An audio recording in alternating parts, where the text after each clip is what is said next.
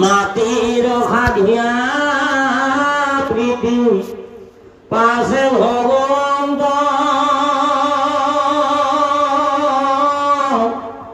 অখেহি আসমতে কতু দিন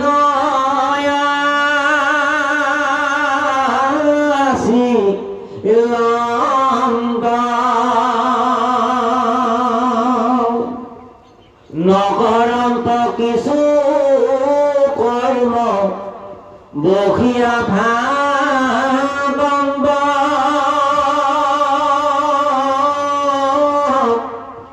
অজাত প্রপথ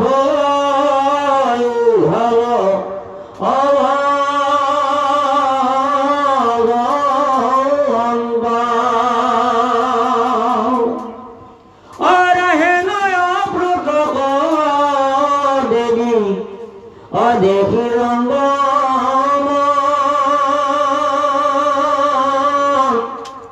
বর্মার বসন sorry অবুলিয়া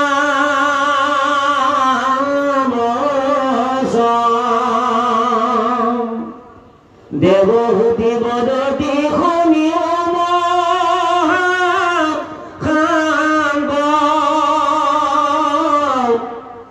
India পুহন্দে মই অভয়লু মহা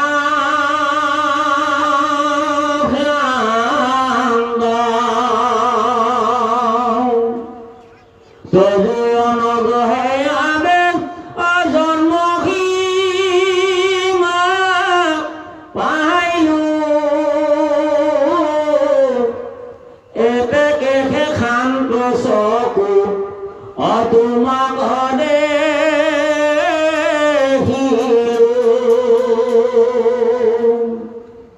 তম গুণে অন্ধ চকু আইতুন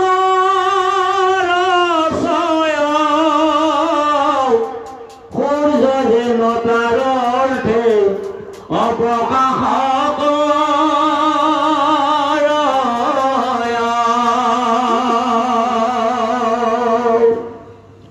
আৰু মোৰ মোহদূৰ অকৰিলে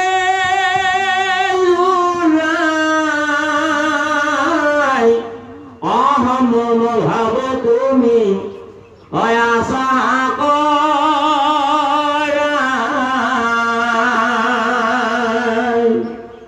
তবু পাৰে শৰণলৈ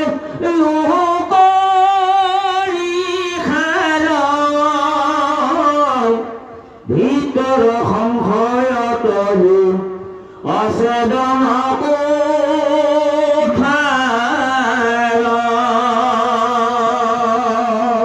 এতিয়া মৈত্ৰমুনিৰ আগত বিদুৰে প্ৰশ্ন কৰিছে বা তেওঁ জানিবৰ কাৰণে বিচাৰিছে। এতিয়া কৰ্দমটো নিজৰ গৃহ ত্যাগ কৰি গ'ল, তেওঁ গতি পালে।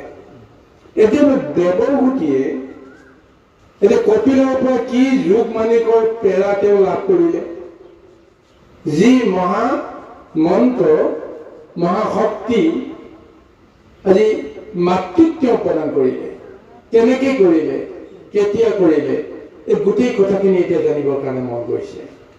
গতিকে এই কাৰণে এতিয়া এই মহা যি ভাগৱতৰ যিটো ৰহস্য আজি মৈত্ৰমুনিয়ে বিদুৰক দিবৰ কাৰণে গৈ এতিয়া কপিল আৰু দেৱহূতিৰ মাজৰ পোনপটীয়া যি এটা সম্বন্ধ, এই সম্বন্ধটো এতিয়া ব্যক্ত কৰি কৈ আছে যে মৈত্ৰমুনি কৈছে যে মৈত্ৰ বদতি শুনা ব্যাসৰ নন্দন কপিল হৰিৰ পিতৃ জবে কৰিলা বন মাতৃৰ সাধিৰা প্ৰীতি আছে ভগৱন্ত এই আশ্ৰমতে কতদিন আছিল অন্ত।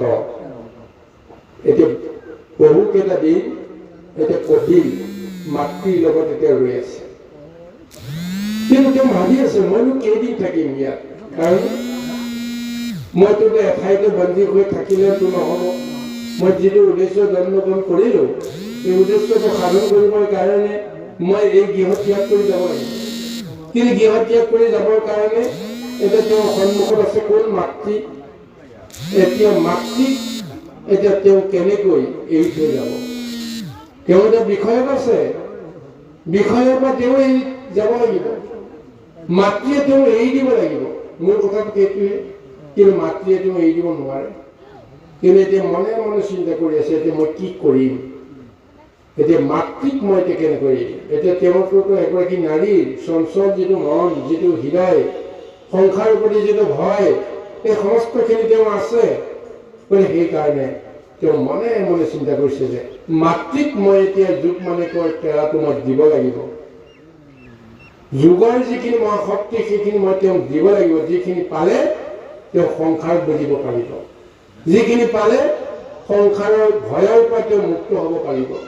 সেইখিনি এতিয়া মই দিওঁ বুলিও দিব নোৱাৰোঁ, তেওঁতো বিচাৰিব লাগিব। গতিকে এটা সময়ত ভগৱন্তে মাকৰ মুখলৈ চাই পেলাই বহু সময় ৰৈ আছে। ৰৈ ৰৈ তেওঁৰ মনৰ যিটো অভিলাষ সেইখিনি এতিয়া ব্যক্ত কৰাব বিচাৰিছে। যে তুমি সোধা মোৰ পৰা তুমি কি জানিব বিচাৰিছা।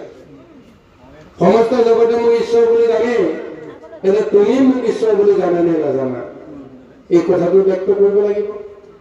স্বয়ং ব্ৰহ্মা আদি দেৱতা সকলে ঈশ্বৰ বুলি পৰিচয় পাই দি থৈ গ'ল। স্বয়ং পিতৃয়ে কৰ্দমেও ঈশ্বৰ বুলি জ্ঞান কৰি তেওঁৰ পৰা গুচি গ'ল। এতিয়া মাতৃয়েনো তেওঁক কি বুলি গণ্য কৰে। আৰু সেই অনুভৱটো এতিয়া মাতৃৰ হৃদয়ত যেতিয়া জগাই দিলে, লগে লগে সেই মাতৃৰ মনত পুত্ৰ ধাৰণাও নাইকিয়া হৈ গ'ল, ঈশ্বৰ ধাৰণা এটা আহি গ'ল। গতিকে সেই ঈশ্বৰ ধাৰণাটো অহাৰ লগে লগে দেৱভূতিয়ে এতিয়া তেওঁ আত্মজ্ঞানত বুজি পালে যে এই স্বয়ং প্ৰভু ভগৱন্তজন এতিয়া মোৰ ওচৰত আৰু বেছি সময় তেওঁ নাথাকিব। গতিকে তেওঁ থকা সময়তে সংসাৰৰ প্ৰতি মোৰ যিখিনি ভয়, যিখিনি অজ্ঞান, সেই অজ্ঞানতাখিনি মই দূৰ কৰাব লাগিব। গতিকে সেই ভাৱনাটো অনাৰ লগে লগেই দেৱভূতিয়ে তেওঁক এই বুলি স্তুতি আৰম্ভ কৰিবলৈ প্ৰযত্ন কৰিছে। হেনয় পুত্ৰক দেৱী দেখি ৰংগমন, ব্ৰহ্মাৰ বচন স্মৰি গুণী নবচন, দেৱভূতি বৰতি শুনি মহাশান্ত, ইন্দ্ৰ ভূখণ্ড মই ভৰিলো মহাশান্ত। এতিয়া নিজে তেওঁ আত্মদৰ্শন কৰিছে। আত্মদৰ্শন কৰি নিজৰ দুখখিনি এতিয়া তেওঁ ভগৱন্তৰ ওচৰত সমৰ্পণ কৰিছে। কি বুলি কৈছে যে হে প্ৰভু, এতিয়া মই নিজৰ ইন্দ্ৰিয় বৰ্গক দেহৰ মাজত ভৰণ পোষণ দিওঁতে দিওঁতে মই এতিয়া বোলে মহা পৰিশ্ৰান্ত হৈছো। কিন্তু তোমাৰ অনুগ্ৰহ পোৱাৰ লগে লগে আজি মই জীৱনৰ শেষ প্ৰান্তত উপনীত হৈছো, শেষ সীমাত উপনীত হৈছো। এখন সংসাৰৰ দুটা পাৰ, জন্ম এটা পাৰ আৰু মৃত্যু হৈছে এটা পাৰ।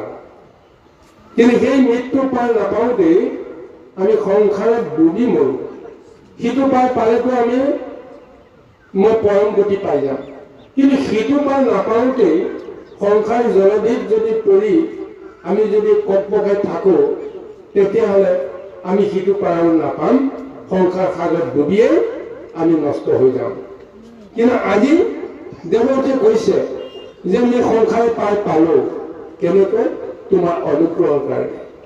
নহ'লে মোৰ কোনো শক্তি নাই, সামৰ্থ্য নাই। কাৰণ ইন্দ্ৰিয়ক পোষণ কৰোঁতেই মই গোটেই জীৱনটোত মই একোৱেই নাপালো। সেইকাৰণে কৈছে তজু অনুগ্ৰহে আমি জন্মশীল পাইলো, এতেকে শান্ত চকু তোমাকো দেখিলো। ঈশ্বৰ দৰ্শন হৈ গ'ল, ঈশ্বৰৰ গৰ্ভত ধাৰণ কৰা শক্তিখিনিও মই পালো। এইখিনি কেৱল তোমাৰ কৃপাৰ ফলত হৈছে। তমগুণে অন্ধ চকু এইটো নৰচাই, সূৰ্যজনে তাৰ সৈতে প্ৰকাশ কৰায়। যে আমি যি চকুৰে আমি জগতখন আমি দেখিছো, আচলতে এই চকু তমগুণৰ প্ৰভাৱত এক প্ৰকাৰ অন্ধ হৈ গৈছে। এই চকুৱে যি দেখে প্ৰকৃততে সেইটো আচলটো নেদেখে। প্ৰকৃততে যিটো আমি দেখিব লাগে, এই চকুযোৰে আমি সেইটো দেখিব নাপাওঁ। কেৱল সূৰ্যৰ দৰে এক শক্তি আমি ধাৰণ কৰিবলৈ প্ৰযত্ন কৰোঁ, কিন্তু সেই সূৰ্য শক্তি আমি কেতিয়াও ধাৰণ কৰিব নোৱাৰো।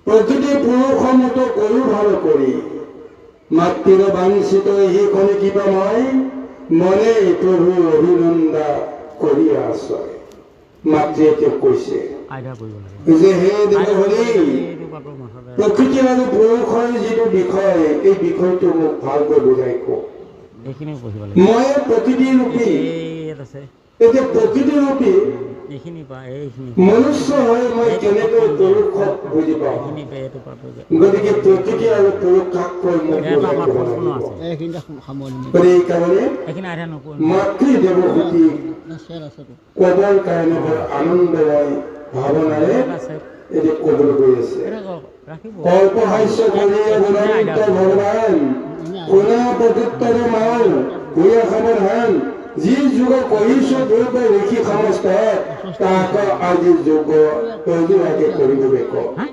কৃষ্ণ যে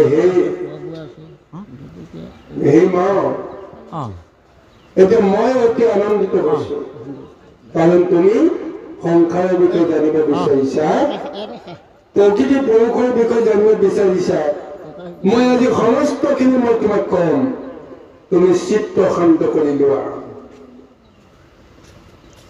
যি তত্ত্ব কথা মই এদিন ঋষিমুনিসকলক কৈছিলো এইখিনি কথা আজি মই তোমাক কম আৰু এইখিনিতে এটা ডাঙৰ ৰহস্য আমি অনুসন্ধান কৰিব লাগিব কিন্তু কৌতুলে এইখিনি কথা মাকক কেতিয়া কৈছিল 5 বছৰ বয়সত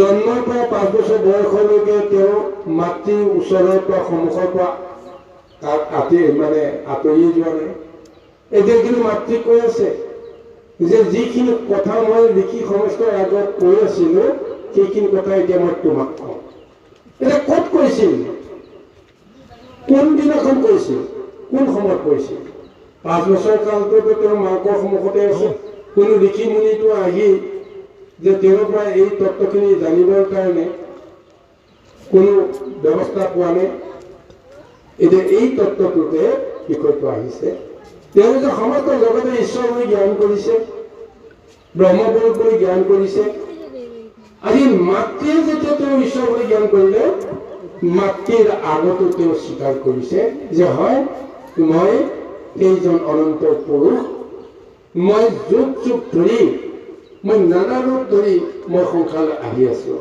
এতিয়া এই কথাটো কৈয়ে তেওঁ ব্যক্ত কৰিছে যে এটা কল্পত এইটো কল্পত মই তোমাৰ সন্তান মই তোমাৰ পুত্ৰ কিন্তু অন্য কল্পত মই বেলেগ এজন আছিলো স্বয়ং ঈশ্বৰ হিচাপে আছিলো চতুৰ্ভুজ মূৰ্তি লৈ আহিছো ঋষিমুনিসকলে যেতিয়া মোক বিচাৰিছিল তপ কৰিছিল ধ্যান কৰিছিল তেতিয়া মই ঋষিমুনিসকলৰ ওচৰলৈ আহিছিলো আৰু তেতিয়া মই যিখিনি কথা কৈছিলো সেইখিনি কথা এতিয়া মই তোমাক স্বীকাৰ কৰিলে যে তুমি মোৰ ঈশ্বৰ বুলি কৈছা গতিকে এতিয়া মই তোমাৰ ঈশ্বৰ তুমি মোক শৰণ ঈশ্বৰ হলে ভক্তই শৰণ ল'বই গতিকে শৰণাগত শৰণ দিব লাগে শৰণাগত জ্ঞান দিব লাগে যিজনে শৰণ নলয় সেইজনে জ্ঞান দি লাভ নাই যে তুমি এইটো ভুল কৰিছা বুলি কাৰোবাক যদি তুমি উপজাচি জ্ঞান দিবলৈ যোৱা তেতিয়াহ'লে তাৰ ফল কিন্তু মহা পৰিমাণহে হ'ব কিন্তু যিজনে নিজৰ ভুলটো বুজি পায় দুখটো বুজি পায় তেওঁ কোনোবা এজনৰ ওচৰত গুৰুৰ ওচৰত আহি শৰণাগত হয় যে মোৰ ভুল হ'ল মোক ৰক্ষা কৰক মই এতিয়া বিপদত পৰিছো মই কেনেকৈ ৰক্ষা কৰিম এনেদৰে যদি কোনোবাই আহি শৰণ লয় সেইজনক তুমি উপদেশ দিবা সেইজনে তুমি জ্ঞান দিবা সেইজনে তোমাক গুৰু মানিব সেইজনে তুমি জ্ঞান দিলে সেই জ্ঞানে জগতৰ কল্যাণ কৰিব আজি কপিল মুনিয়েও সেই তত্ত্বটোকে যেন ক'বলৈ গৈ আছে যে তুমি মোক গুৰু বুলি জানিলা যেতিয়া মই গুৰু হয় গতিকে তুমি মোৰ কথা ভালকৈ শুনা জ্ঞান দিয়া আৰু মই তোমাৰ সমস্ত সংশয় দূৰ কৰিম এইখিনি কিমান পাইছোঁ বহিটো এইটোহে এই দুটা পদ আছে ঠিক আছে কৈ থাকি হ'ব না হ'ব দে হেৰি এই সেইখিনি মতে ৰবি দেই ইয়াত সেইটো চেক নকৰিব ইয়াৰ বৰ্ণনাটো বেলেগ হ'ব হয় নেকি অঁ বা একো নাই একো বা পদটো মিলে বা অজীৱৰ দুভেদ পাশৰ সংগ হয়, কিন্তু দুজনৰ সংগ এৰি দে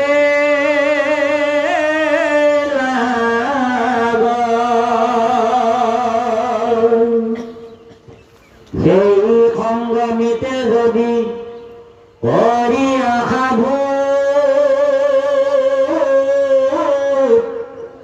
অমুখৰ দুৱাৰতে বেদ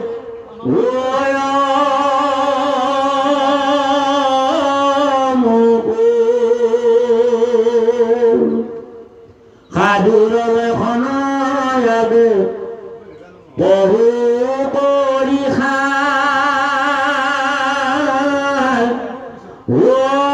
কৰুণাচিত সুহৃদ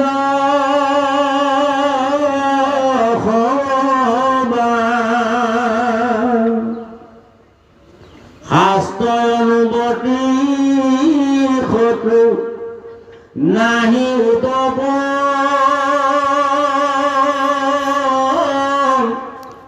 সুশীল গুণে মাত্ৰ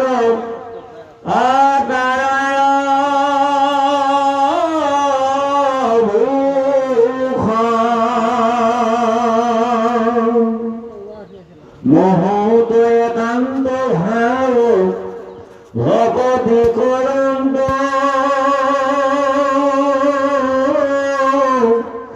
মুদ প্রীতি অর্থ ভার্যা অপুত্র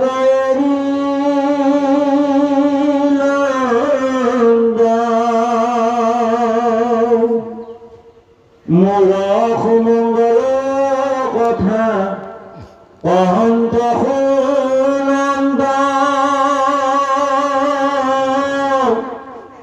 মুত মন দিয়া হবে অতাপয়েরা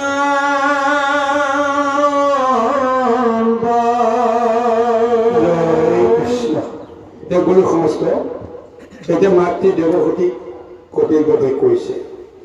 তেওঁলোকে ইয়াৰ আগতে সুধিছিল যে প্ৰকৃতি আৰু পুৰুষ কাক কয় মই ভালকৈ ক'ব লাগিব। দুয়োকৈ এৰি হ'ব নোৱাৰে, ইজনে সিজন নহ'লে কৰ্ম কৰিব নোৱাৰে, কিন্তু তেওঁলোকৰ মাজতো বোলে পাৰ্থক্য আছে। কি পাৰ্থক্য আছে? পুৰুষ আৰু প্ৰকৃতি হৈ গৈ একমতি, তেহে সিজিব হৰিত ভকতি। এতিয়া পুৰুষ আৰু প্ৰকৃতি কি মই জানিব লাগিব। ইয়াৰ উত্তৰত যেতিয়া কৈছে, সেই মা মই সেই পৰম তত্ত্বখিনিকে ক'ম যিখিনি কথা মই এদিন ঋষিমুনিসকলৰ আগত মই কৈছিলোঁ। আৰু সেইখিনি শুনিবৰ কাৰণে তুমি নিজৰ মন বুদ্ধিক তুমি স্থিৰ কৰি লোৱা। মই যি ক'ম তাক তুমি দৃঢ়ভাৱে শুনিবৰ কাৰণে প্ৰযত্ন কৰা। কৈছে বিষয়ৰ আসক্ত ভয়লে আতিবদ্ধ নাই, মনোবুদ্ধি হেতু ভক্তি বিনে আৰু নাই।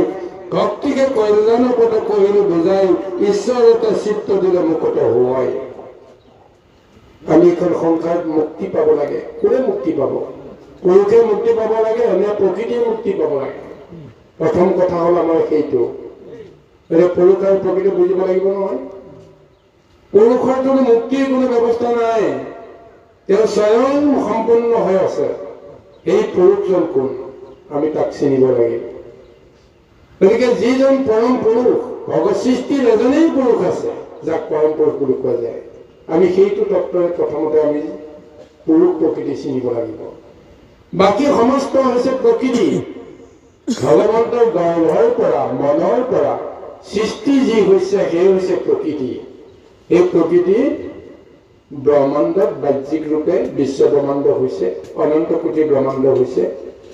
তাত আছে পঞ্চভূত, পঞ্চ তন্মান্ত্ৰ, দশ ইন্দ্ৰিয়, মন বুদ্ধি চিত্ত অহংকাৰ, এই সমস্ত। লগত আছে অন্যান্য ইন্দ্ৰিয় বৃত্তিবিলাক, দয়া, ক্ষমা, প্ৰেম, প্ৰীতি, ভাল পোৱা, বেয়া পোৱা, ঘৃণা, অসূয়া, অপ্ৰীতি, এই সমস্তবিলাক ইন্দ্ৰিয়ৰ প্ৰবৃত্তি। এই সমস্তবিলাক এতিয়া ব্ৰহ্মাণ্ডত আছে। এই ব্ৰহ্মাণ্ডৰ জৰিয়তে যিখিনি হৈছে এয়া হৈছে প্ৰকৃতি। কিন্তু সেই প্ৰকৃতিক কোনে পৰিচালনা কৰি আছে? সেই এজনেই পৰিচালনা কৰি আছে, সেইজনে হৈছে পুৰুষ, পৰম পুৰুষ। এতিয়া আমি লিংগ দেখি এটা ৰূপ লৈ পুৰুষ প্ৰকৃতি আমি বিচাৰ কৰি আছো, কিন্তু আধ্যাত্মিকত সেইটো বিচাৰ কৰিবলৈ আমাক কোৱা নাই। কাৰণ প্ৰকৃতি হৈ তেওঁ নিজেও একো কৰিব নোৱাৰে, পুৰুষ বুলি পেলাই অহংকাৰ কৰা সকলে নিজেও একো কৰিব নোৱাৰে, যদিহে কৰোতাজনে আমাক যদি সহায় নকৰে। হয়নে? সেইজন ক'ত আছে? সকলোৰে হৃদয়ত আছে। যেনেকৈ গছ বিৰিখক আমি এটা ৰূপ দিছো, যেনেকৈ জীৱ জন্তুক এটা ৰূপ দিছো, আমি এতিয়া নৰ মনুষ্যৰ মাজতহে আমি মতা মাইকী আমি বিচাৰ কৰি আছো, উচ্চ নিচ বিচাৰ কৰি আছো। কিন্তু ব্ৰহ্মময় জীৱ সংসাৰত সমস্ততেতো ভগৱন্তই সেই পৰমাত্মা শক্তিটোৱে আছে। মোৰ দেহটো যদি সেই পৰমাত্মা শক্তিটো আছে, এগৰাকী নাৰীৰ গৰ্ভটো সেই পৰমাত্মা শক্তিটো আছে, বৃক্ষকুলৰ গৰ্ভটো সেই পৰমাত্মা শক্তিটোৱে আছে, কীট পতংগ এই সমস্ত জীৱবিলাকৰ 84 লক্ষ যোনি জীৱটো সেই একেই পৰমাত্মা শক্তিটোৱে আছে। তেতিয়াহ'লে ৰূপটোহে আমাৰ সলনি হৈছে, বাহ্যিক ৰূপটোহে, পঞ্চভূতিৰ ৰূপটোহে আমাৰ সলনি হৈছে, বাকীটো আত্মা আৰু পৰমাত্মাৰ ৰূপটোতো একেই আছে। এই তত্ত্বটো আমি জানিব লাগিব। এই তত্ত্বটো জানিলে আমাৰ এই দেহৰ প্ৰতি, বিষয়ৰ প্ৰতি, প্ৰকৃতিৰ প্ৰতি যিটো ধাৰণা সেইটো নাইকিয়া হৈ যাব। গতিকে এইকাৰণে আমি যদি মুক্ত পাব লাগে, প্ৰকৃতি ৰূপী জীৱই মুক্তি পাব লাগিব।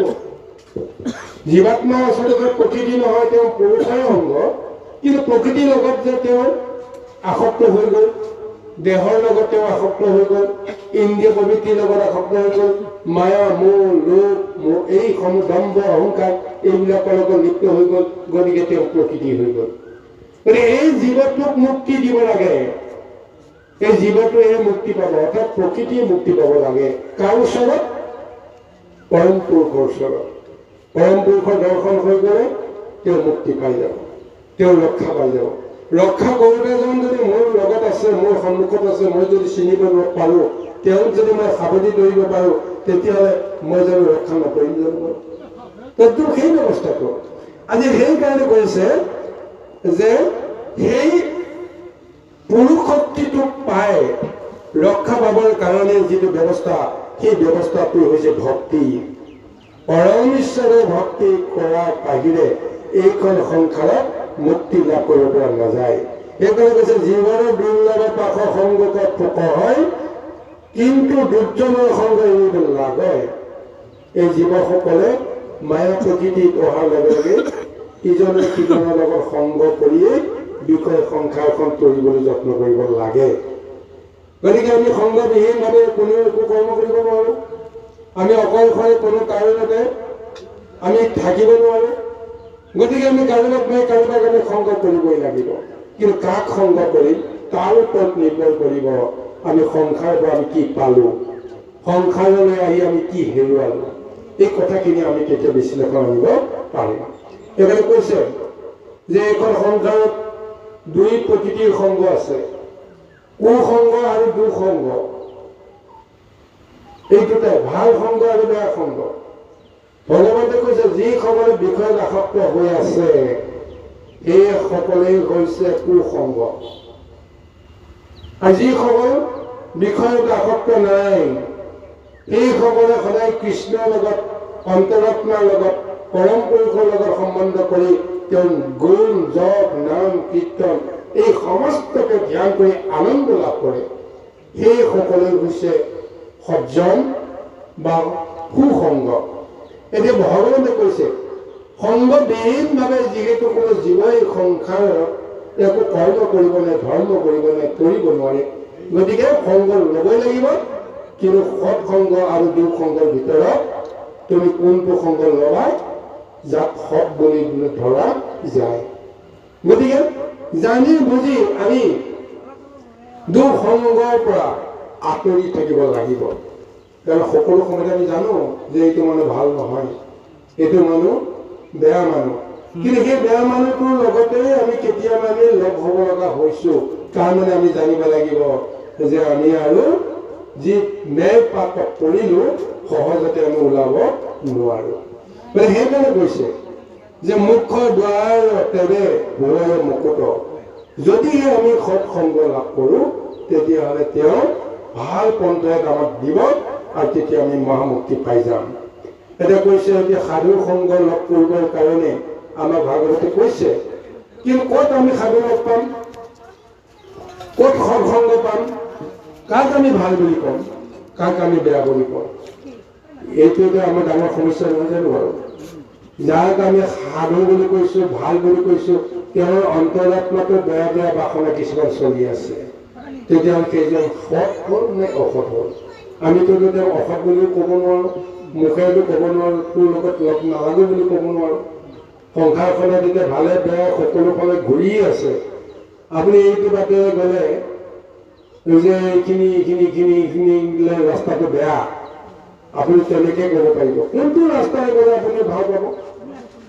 গতিকে আপুনি য'তে নাযাওক সংসাৰৰ মাজেৰে যাব লগা হ'লে কাকো আপুনি সৎ বুলি ক'ব নোৱাৰে, কাকো আপুনি অসৎ বুলি ভাবিব নোৱাৰে।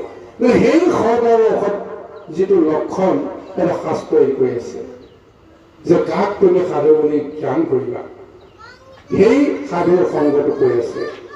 সাধুৰ লক্ষণৰ আগে কহু কৰি খাই ঘূৰাই কৰোণ চিত্ত কুহিত সভাই শাস্ত্ৰ অনুৱৰ্তী শত্ৰু নাহি উৎপাদন কুশিল গুণকে মাত্ৰ তাৰাৰে ভূষণ। এইখন সংসাৰত সমস্ত লোকৰে আচৰণ আমি প্ৰথমতে প্ৰত্যক্ষ কৰিব লাগে। এই আচৰণটো প্ৰত্যক্ষ কৰি দেখা যায় যিসকলৰ অন্তৰত কোনো ধৰণৰ হিংসা নাই, দ্বেষ নাই, কাকো শত্ৰু জ্ঞান নকৰে, সেইজনৰ আচৰণত ধৰা পৰে, সেইজনৰ বাক্য বচনত ধৰা পৰে, সেইজনৰ খং, ৰাগ, ক্ৰোধ, কাম এই সমস্ত ভাৱনাবিলাক প্ৰকাশ নাপায়, অন্তৰৰ ভিতৰত থাকিব পাৰে। কিন্তু যদি সেই সমস্ত যদি দমন কৰি ৰাখে তেতিয়াহ'লে তেওঁ মুখেৰে আচৰণৰ সৈতে সেইখিনি প্ৰকাশ নাপায়। জানিব লাগিব যে তেওঁ হয়তো ঈশ্বৰৰ লগত সম্বন্ধ আছে, তেওঁ আনক শত্ৰু বুলি তেওঁ সেইটো জ্ঞান নকৰে। কোনোবাই মোক বেয়া পাইছে, মই মনে মনে চিনি পাইছোঁ তেওঁ মোক বেয়া পাইছে, কিন্তু ময়ো যে তেওঁ বেয়া পাইছোঁ এই লক্ষণটো প্ৰকাশ পাব নালাগিব। অৰ্থাৎ তেতিয়া মই জানিম যে তেওঁ বেয়া কৰা কৰ্মটো মই যেন ক্ষমা কৰি দিছোঁ, মই মানি লৈছোঁ যে তুমি মোক বেয়া পাইছা, মোক বেয়া পাই একো কৰিব নোৱাৰা, এইকাৰণে মই খং নকৰোঁ, ৰাগ নকৰোঁ। কিন্তু যেতিয়া মই জানিম যে তেওঁ যেতিয়া মোক বেয়া পাইছে, মই তেওঁক বেয়া পাইছোঁ, তাৰমানে তেওঁৰ দুখটোতো মোৰ গাতো আছে। গতিকে এই লক্ষণবিলাক এতিয়া প্ৰত্যক্ষ কৰিবলৈ সেই চাই আছে শাস্ত্ৰ অনুৱৰ্তী শত্ৰু নাহি উৎপাদন। শাস্ত্ৰ অনুসাৰে এইখন সংসাৰত বোলে কোনো শত্ৰু নাই, সমস্ত বন্ধুৱে বন্ধু। তেওঁ সমস্ত জগততে সমস্ত হৃদয়তে যেতিয়া একেজন ঈশ্বৰ আছে, সেইজন ঈশ্বৰ যদি মোৰ লগতো আছে, তেতিয়াহ'লে আমি কাকো হীন ফল আমি কেতিয়া জ্ঞান কৰিব নোৱাৰোঁ। তাৰমানে মোৰ শত্ৰু কোনো হ'ব নোৱাৰে, মোৰ সমমিত্ৰই হ'ব সমস্তবিলাক। এই ধাৰণাটো যাৰ মনত থাকিব সেইজনে কাৰো প্ৰতি অন্যায় আচৰণ কৰাৰ কথা চিন্তা কৰিব নোৱাৰে, কাৰো অন্তৰত দুখ পোৱাকৈ কোনো কৰ্ম তেওঁ কৰিব নোৱাৰে, কোনো বাক্য কঠোৰভাৱে তেওঁ কাকো প্ৰদান কৰিব নোৱাৰে। গতিকে সেইজনে হৈছে সাধু, যিজনে আমি গালি পাৰিলেও তেওঁৰ হৃদয়ত নলয়। তুমি নাজানি গালি পাৰিছা, গতিকে যেতিয়া জানিবা তেতিয়া তুমি নিজে নিজে বুজিবা, তেতিয়া তুমি গালি পাৰিব নোৱাৰিবা। এনেকুৱা এটা দৃঢ় ভাৱনা লৈ থাকিলে আমাৰ আচৰণৰ প্ৰকাশ পায়, এদিন বুজি পাব। ঠেলিব নোৱাৰা শিলটোক যেতিয়া বাৰে বাৰে যেতিয়া হেঁচা মাৰি থাকিম, গোৰ মাৰি থাকিম, ভাঙিবলৈ যত্ন কৰিম, তথাপিও যদি শিলটো লৰচৰ নকৰে, এদিনটোতো শিলটোৰ ওচৰৰ পৰা নিজে নিজে আমি আঁতৰি আহিব লাগিব, হয়নে নহয় বাৰু? দাঙিব নোৱাৰা শিলক কৰি নমস্কাৰ। গালি পাৰি দিলেও যদি তাৰ অকণমানে যদি খং নুঠে, ৰাগ নুঠে, সেইজনে গালি পাৰি পাৰি শেষত নিজেই নিজকে গালি পাৰি গুচি আহিব লাগিব, হয়নে নহয় বাৰু? সেইজনে কি ক্ষতি হ'ল? সেইজনৰ একো ক্ষতি হ'ল। হাতীৰ গালৈ যেনেকৈ তৰা ফৰমুটি এটা মাৰিলে হাতীটো গমেই নাপায় ফৰমুটিডালতে তাৰ পৰা উলটি আহিব, সিহে ভাঙি যাব। হয়তো ঠিক তেনেকৈ যদি আমি সঁচাকৈ সাধুৰ লক্ষণ ল'ব পাৰোঁ, তেতিয়াহ'লে সেই সাধুৰ লক্ষণে কাকো অনিষ্ট নকৰে, নিজে নিজৰহে অনিষ্ট সাধন কৰিব। শিলটোত গোৰ মাৰি দিলে ভৰিখন ভাঙি যাব, শিলটোৰ একো নহ'ব। অৰ্থাৎ সাধু সন্ত মহন্তক যদি আমি কেতিয়াবা যদি গালি পাৰোঁ, তিৰস্কাৰ কৰোঁ, নিন্দা কৰোঁ, তেওঁ কিন্তু একো নহয়। বিপৰীতে আমাৰ সেই মহাপুৰুষ হ'ব। তেওঁৰ মুখামুখি হ'বৰ কাৰণে কোনোদিন আৰু সাহস কৰিব নোৱাৰোঁ, হয়নে? অপৰাধ ৰোগে মহা পাপে আমাৰ মনত আচন্ন কৰি ৰাখিলে আমি কেতিয়াও প্ৰকৃতি মায়াৰ পৰা মুক্ত হ'ব নোৱাৰোঁ। কৃষ্ণ শেষ কৰি দিম গোলাৰাম ৰাম কৰি তেখেতে ব্যায়াম বুলি কৈছে। দেচোন কৈছে মই এটা হ'লে ক'লে দি থ'ব। আপুনি আহিবনে? এই অৰ্ডাৰ দিলে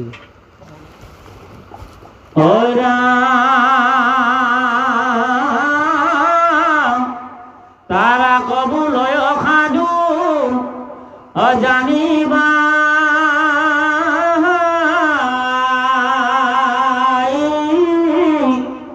তাৰাৰ অসংগত তুমি অপাঠিবা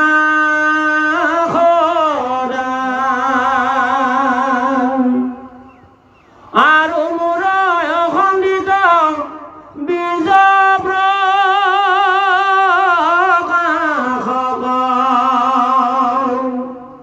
কৰ্ণৰ মনৰ সদা আনন্দ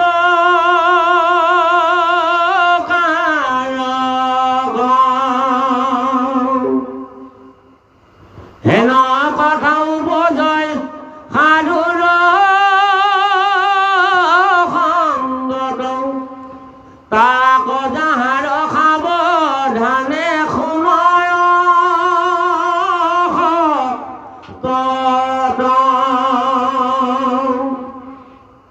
এরা অল্পকালে ঈশ্বরত তারার নিশ্চয় শ্রদ্ধারতি ভক্তি অনু অকমে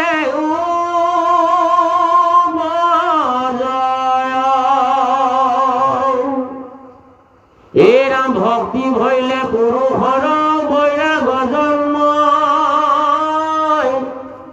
তেবে দেহ জীবে অমুকুতি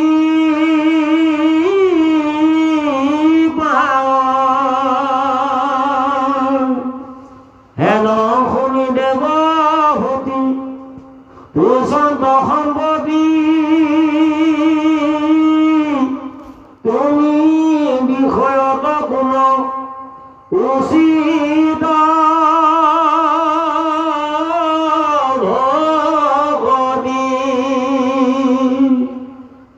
তাতে মোৰ ভাগ্য ভক্তি বুজিবা কচা যেন অনায়াসে তজু স্বৰূপ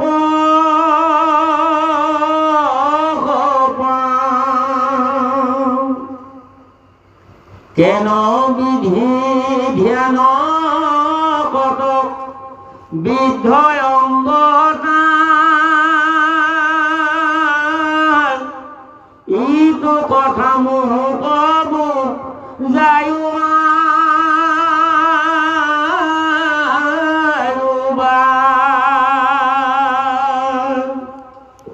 এরা মই শ্রীমতী কথা বড়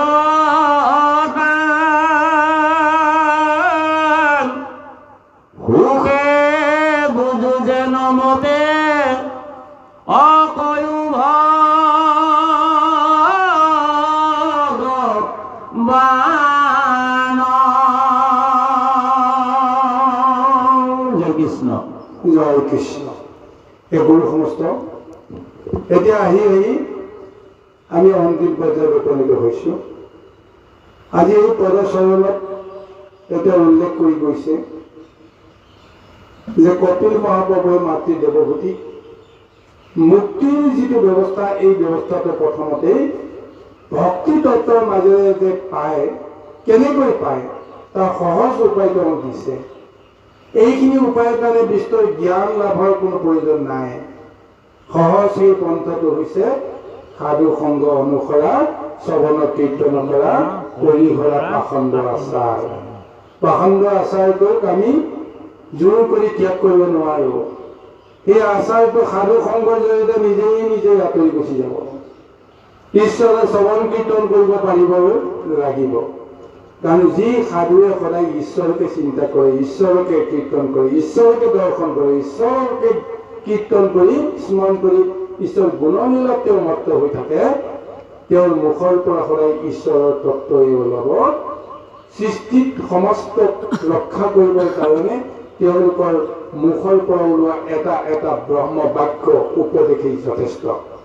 এইখিনি পাবৰ কাৰণে যাৰ শক্তি হৈছে, সামৰ্থ্য হৈছে, এইসকলে সংসাৰৰ পৰা অনায়াসে মুক্তি পায়। এই কথাখিনিকে এতিয়া কৈ আছে। ইয়াৰ পিছতো দেৱভূতিৰ মনত এটা চিন্তা হৈ গৈছে যে মই বাৰু যেনে তেনে মুক্তি পাম, কাৰণ তোমাৰ দৰ্শন হোৱাৰ লগে লগে মইতো মুক্তি দৰ্শন পাই গলো, কিন্তু অকল মইতো মুক্তি পালেতো নহব। সমস্ত জগত এতিয়া বিষয়ৰ অন্ধকাৰ ডুবি আছে। মোৰ দৰেই সমস্ত জীৱবিলাক অজ্ঞানী হৈ আছে। এতিয়া মইহে তোমাক গৰ্ভধাৰণ কৰিলো, মইহে তোমাক দৰ্শন কৰি আছো, বাকী সেই পতিত হৈ থকা জীৱবিলাকে তোমাকতো দৰ্শন কৰিব পৰা নাই। গতিকে সেইসকল জীৱই তোমাৰ দৰ্শন অবিহনে মুক্তি পাবলৈ কেনেকৈ সমৰ্থ হ'ব? এইখিনি কথা এতিয়া মই জানিব লাগিব। গুৰুসকল, ইয়াৰ আগতে তেওঁ নিজৰ কাৰণে চিন্তা কৰিছিল, তুমি গুচি গ'লে মই কাৰ লগত থাকিম? এইখন সংসাৰত এগৰাকী নাৰী, অবলা নাৰী এতিয়া কেনেকৈ সংশয়মুক্ত হৈ থাকিব পাৰিব? এইটো ভয়।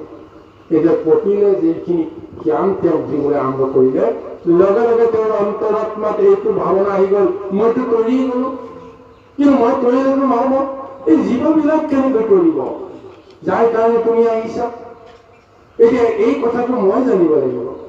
এতিয়া তেওঁৰ এতিয়া জনাৰ যিটো আগ্ৰহ আহি গ'ল, গতিকে তেওঁৰ অন্তৰত যিটো মায়া আছিল, সেই মায়াটো লাহে লাহে নাশ হ'বলৈ আৰম্ভ কৰি দিলে।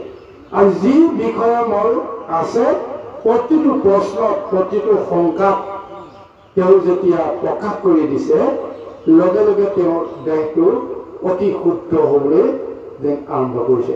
এয়াই হৈছে ঈশ্বৰৰ লীলা। বাইছ কিনা গ'ল সমস্ত সময়ৰ প্ৰতি লক্ষ্য ৰাখি এটা চেক কৰিছে যেতিয়া, আমি এই চেকতে ভাগৱতৰ আজি সামৰণি মাৰিব লাগিব। জানিতে অজানিতে অনেক দুখ